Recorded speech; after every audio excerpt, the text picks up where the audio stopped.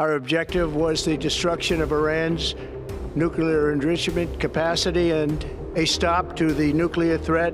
Iran's key nuclear enrichment facilities have been completely and totally obliterated. There will be either peace or there will be tragedy for Iran far greater than we have witnessed over the last 8 days. Remember, there are many targets left. The United States went ahead and bombed Iran and bombed all the nuclear sites, the 3 major nuclear sites in Iran. What does this leave us, and how do we begin to see what could be the next into this war between Israel and actually Iran? Could there be an escalation in this matter? Could there be a retaliation from Iran? Could the United States get into war between Iran and the United States? That's something that we ought to see. Welcome to Journey with Daniel Adaon.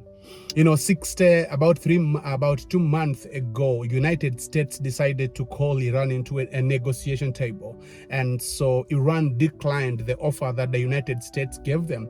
And Donald Trump actually said that, well, you might have declined, but we will be able to get back to you in another way. And so later on, and then on the 61st day, Israel actually bombed Iran. And that's what I shared with you, that 3 days, on Friday last week, that actually Israel bombed Iran and took them up, really by surprise. And later on, of course, Iran retaliated, and then things have been advancing until the United States did a very surprise mission and really went and destroyed and caused damage, severe damage on the nuclear sites of Iran. Now, like I shared with you in the previous segment, I remember talking about that a nuclear weapons are created for you to just show them off. Of course, no. They are created to pose a threat, but also to be one of the strongest weapons they can actually use. If they decide to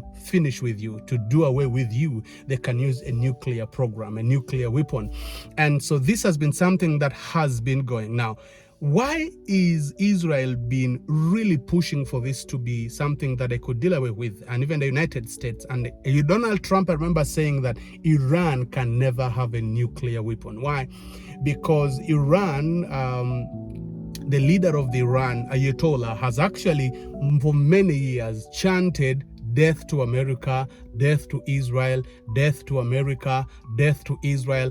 And then along the way, actually, recently, a few months ago, he actually called that Israel is a Satan, is a small Satan, and America is a great Satan. So that is what has been coming. There's been escalation on the rhetoric.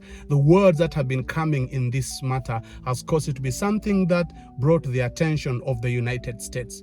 You know, what does this mean? What does this war mean? What happened last night? What happened last night is something that we need to brace ourselves.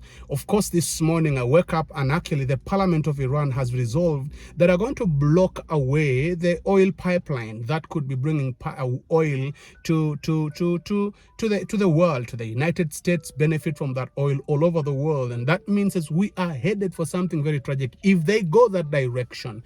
But I also love that the foreign minister, the secretary for foreign affairs, Mark Rubio, was actually saying that, hey, we would want to have a negotiation with Iran and a peaceful one, and then we can actually benefit. The negotiation should actually be able to benefit Iran, and if not, then there could be an escalation. So what are we seeing in this? Are we seeing a third world war? One thing I will encourage you is I don't see the third world war now. Why?